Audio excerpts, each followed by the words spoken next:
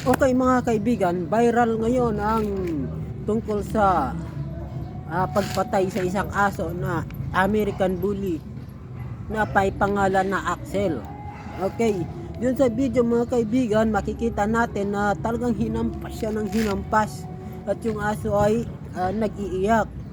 So, ang nangyari mga kaibigan, tumakbo yung aso at hinabol pa rin ito ng lalaki.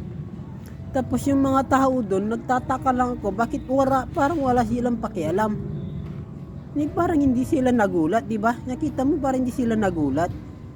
Ibig bang sabihin, parang normal lang sa kanila ganun? Mga kaibigan,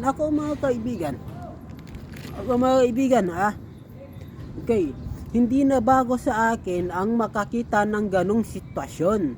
Yung asong pinapatay, hindi na bago sa akin yon. Maraming beses na akong nakakita. Alam nyo kung kailan?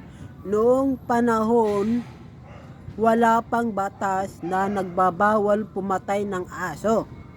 Marami ang pumapatay ng aso nung panahon na yon. Hindi ko alam, panahon ata yun ni Noynoy Aquino o Gloria Arroyo. Nakatikim na rin ako mga kaibigan. Kasi nga talaga, masarap ipulutan yun, sabi nila. Pero nagpasa na ng batas na bawal nang kumatay ng aso. Magmula noon mga kaibigan, hindi na ako tumikim. At hindi na rin ako nagmamalupit sa mga aso. Mga kaibigan, mababait naman yung mga aso eh. Yun ay kung kilala ka. Ako, ilang beses na ako hinabol ng aso.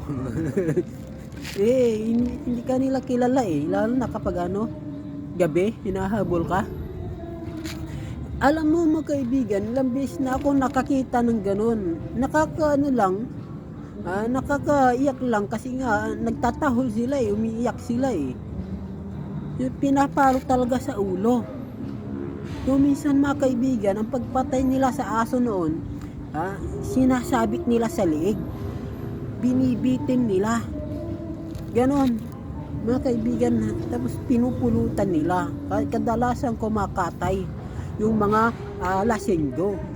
Nagpapalaki sila ng aso, hindi para alaga sa bahay, hindi para mayroon silang kakatayin pag mayroong okasyon o birthday. Yun mga kaibigan. Pero ngayon, bawal na yan. Makukulong ka kapag ginawa mo yan. Kaya maraming galit doon sa lalaki na pumatay kay Axel, mga kaibigan. Kasi nga sobrang nakakaiyak yung nangyari. Brutal yung kanyang pagkasawi.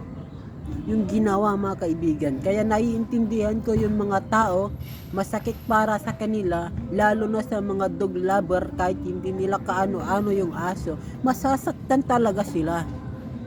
Kasi ganun yung pandama ng mga tao, parang kapamilya na ang tao ay turin nila sa mga aso. Okay? Kaya sana mga kaibigan, maparusahan yung mga nagmamaltrato sa aso. Lahat kayo maparusahan. Lalo yung mga kumakatay, dapat kayo mahuli. Dapat kayo mabulok sa bilangguan. Bawal na kumatay ng aso o manakit ng mga aso. Huwag nyo nang susubukan. Baka kayo makulong.